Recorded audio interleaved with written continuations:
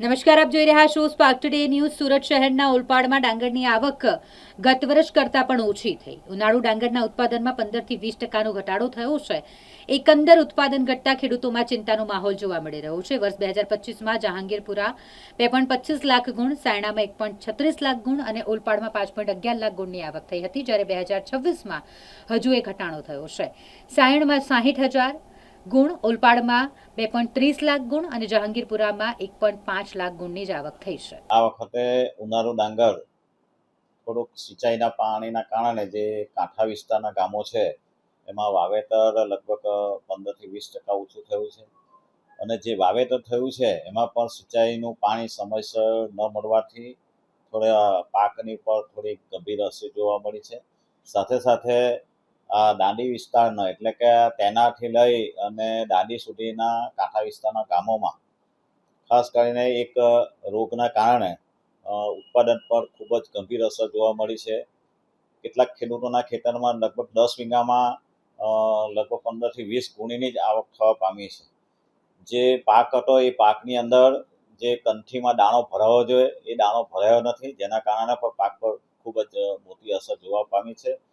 જેને લીધે અમારી પુરુષોત્તમ ફાર્મર્સની જહાંગીરપુરા સેન્ટર પર ગયા વર્ષે 2,25,000 ગુણીની આવક હતી. સાયાની 1,36,000ની હતી અને ઓલપાડ સેન્ટર પર 5,11,000 ગુણીની આવક હતી. તેની સામે સાયામાં 60,000 ગુણી, ઓલપાડમાં 2,30,000 ગુણી અને જહાંગીરપુરા સેન્ટર પર 1,00,000 ગુણી તેમજ કુબેરન ભોયસિંગ, પાલ કોટન જેવી અન્ય સહકારી સંસ્થાઓમાં પણ આ ડાંગરના આવક પર ઘણી મોટી અસર જોવા મળી છે. એટલે ગયા વર્ષની સરખામણીમાં આ વર્ષે લગભગ 15 થી 20% ડાંગર ઓછું પાકવાની સંભાવના છે. ખેડૂતોને વીંગે લગભગ 90 થી 100 મણનો ઉતારો હતો.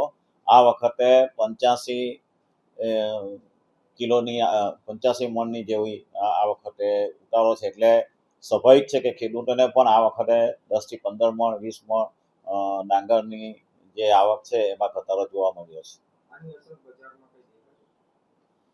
હાલમાં બજારમાં ગયા વખતે લગભગ 3,000 થી લઈને 3500 આરાનો ભાવ હતો.